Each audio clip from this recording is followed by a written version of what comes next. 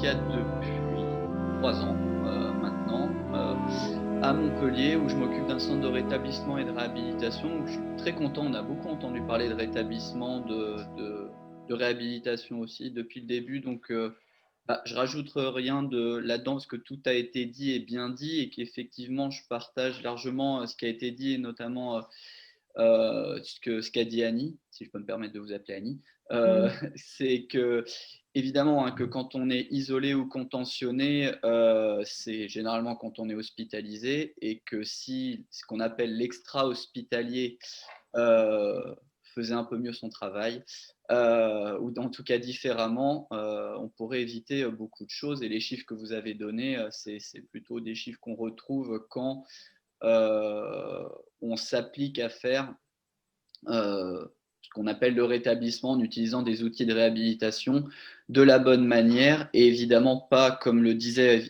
très justement le docteur Balège, et je vais garder la citation de ne pas faire du faux rétablissement. On repeint le papier peint en disant bah oui, maintenant on fait du rétablissement ou on en a toujours fait. Voilà.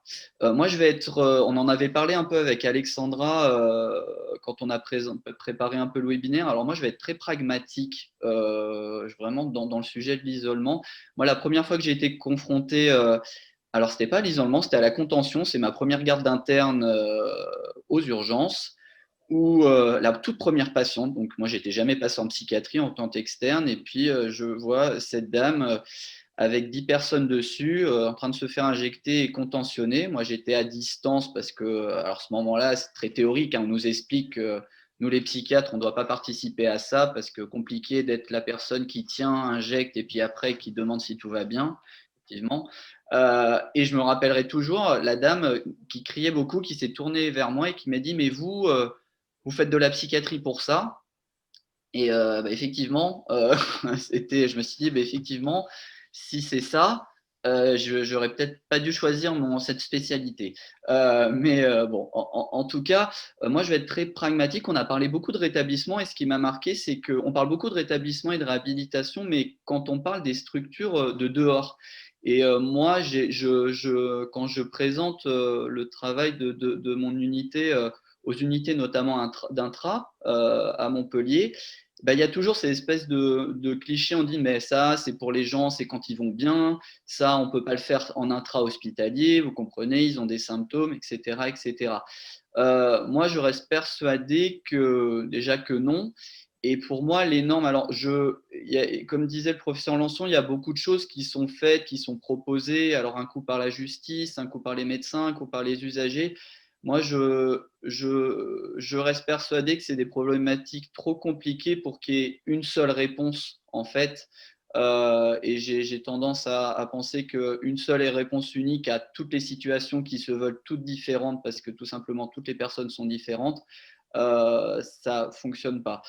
Par contre, que la psychiatrie ait d'énormes limites, ça c'est une certitude. Est-ce qu'on doit s'excuser de ça? Je sais pas. Moi, j'ai pas de problème à dire que ma spécialité est jeune et qu'en tant que très jeune psychiatre, eh ben, j'ai parfois peu d'outils, et que ma spécialité doit évidemment avancer.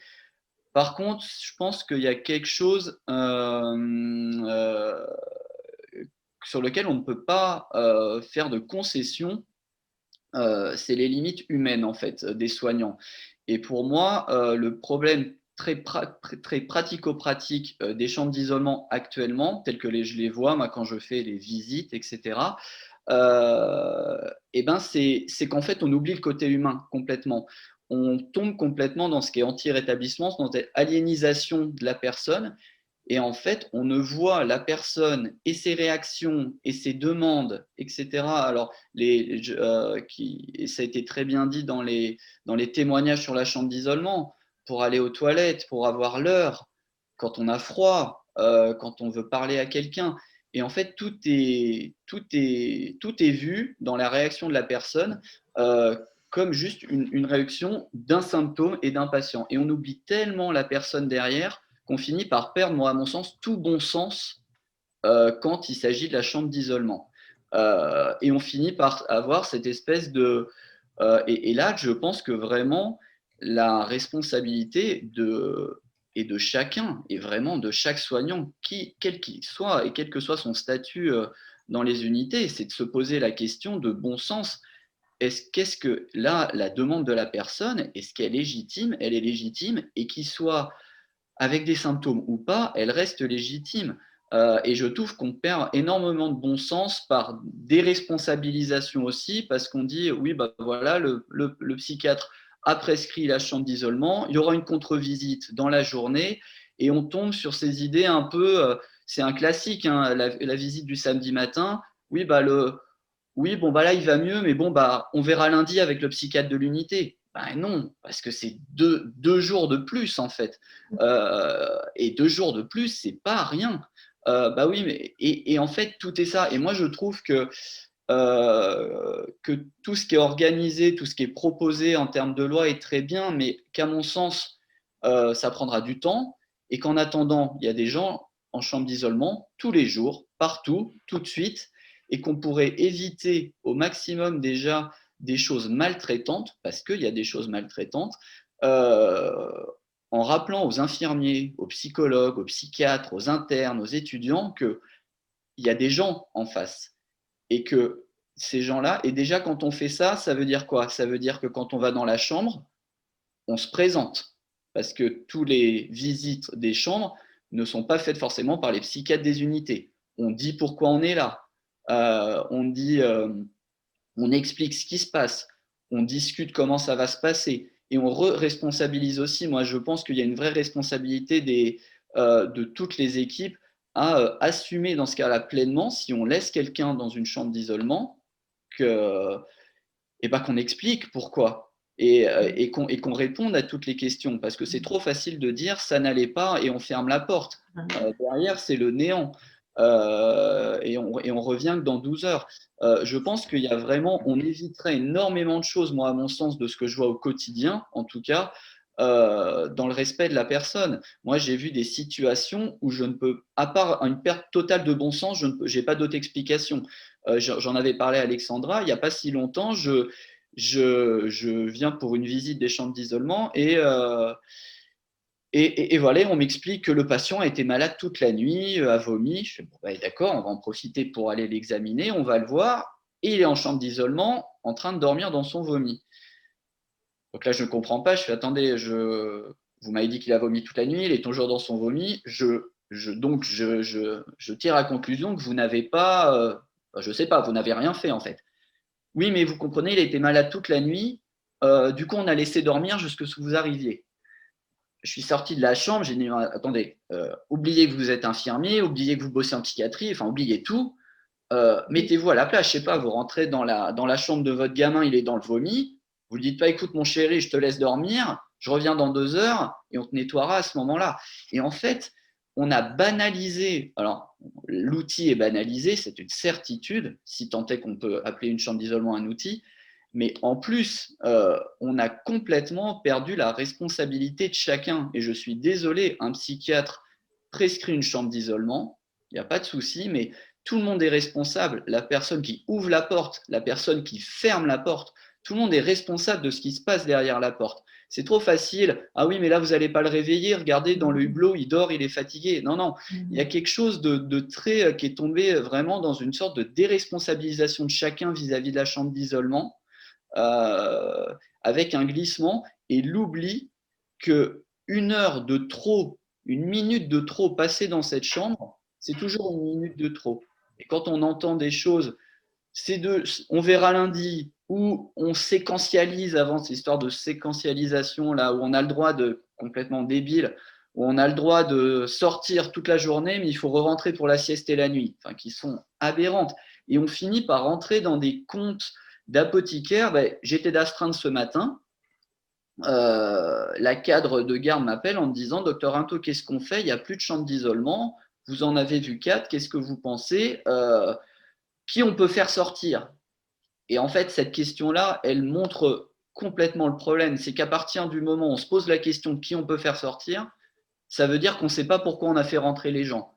Parce que quand on sait pourquoi on a mis la personne dans la chambre d'isolement, eh ben, on connaît la fin parce qu'on a notre réponse. Et en fait, il y a des glissements sur les indications, il y a punition, parce qu'il y en a, c'est une vérité. Il y a ce côté aussi, on veut le protéger des autres patients. Super, résultat, voilà. Il y a eu, ça a été dit au début, là, avec le Covid, on attend son test PCR en chambre d'isolement, ce qui tombe sur la tête. C'est des choses. Donc, moi, je crois vraiment, au-delà de tout ce qui sera fait de collectif en hautes instances, c'est qu'il y a vraiment quelque chose d'humain et d'humaniste à remettre au centre des préoccupations des soignants. Et ça, on le voit dans les chambres d'isolement, on le voit même dans les soins sans consentement. Le classique de, voilà, on vient pour un certificat de 24 heures, on demande des nouvelles du patient. Ah bah oui, il n'arrête pas de gueuler, il n'est pas content d'être là. Ben oui, il n'est pas content d'être là. Évidemment qu'il n'est pas content d'être là. On est obligé à être là. Et donc, il y a une vraie lecture à reprendre, une lecture qui est toujours uniquement du patient et pas de la personne qui est derrière. Et le docteur Balège, il l'a dit tout à l'heure. Moi, les 99% des réactions des usagers de la psychiatrie quand ils sont hospitalisés, à mon sens, elles sont explicables par ce qu'ils sont en tant que personnes et par les réactions non bienveillantes et non de respect qu'on a eu envers eux en termes de communication. Le 0,1%, on peut attribuer ça à certains symptômes si on veut. Donc, moi, je pense qu'il ne faut pas tomber non plus dans l'organisation et tout, parce que je trouve que trop de protocoles, trop de choses éloignent finalement les soignants au quotidien de leurs responsabilités, et c'est trop facile. Et j'en rigolais avec Alexandra, mais globalement, moi j'ai testé un truc quand on a entendu, voilà, au bout de 48 heures, le juge devra statuer, ce qu'on laisse. C'est évident que c'est pas applicable. Enfin, c'est une utopie. Par contre, moi, je m'en suis servi depuis un mois. Je m'en sers pour. Je dis aux infirmiers, écoutez, j'ai repris, non. Bon, qu'est-ce qu'on fait? Ah, on verra lundi. Ah non, mais les gars, on verra pas lundi, là.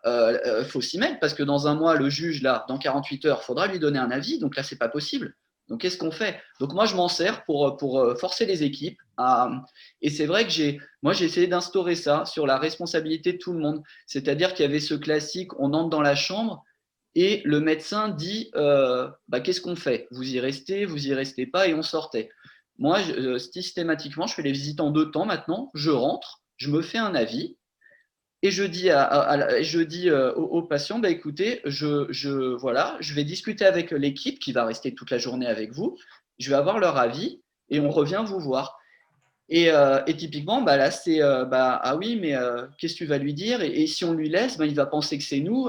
Oui, il va penser que c'est vous, mais en même temps, mouillez-vous, donnez-moi des vrais arguments, parce que l'argument de on verra lundi, ou il y a une sorte vraiment de déresponsabilisation et vraiment une perte de l'analyse des situations, où on ne voit encore une fois que le patient, que des symptômes et pas une réaction humaine qui est clairement, à mon avis, toujours à regarder et toujours en plus très légitime et très compréhensible. Donc, moi, voilà, j'invite vraiment on a parlé, effectivement, il y a eu des formations, nous, sur la communication non violente, la résistance non violente, mais en tout cas, ça se passe à tous les niveaux, dès l'externat, dès l'internat, pour les médecins, mais vraiment à cette idée de se responsabiliser. On est tous responsables de ce qui se passe derrière derrière la porte d'une chambre d'isolement, qui qu'on soit, qu'on amène le petit-déj, qu'on ferme la clé, tout le monde est responsable de ça. Et il y a vraiment, à mon avis, à faire de ce côté-là. Voilà, donc responsabiliser tout le monde, ce qui n'empêche pas aussi de faire avancer les choses de manière plus globale, à la recherche de d'autres qui seraient beaucoup plus adaptés. Voilà, c'était à peu près.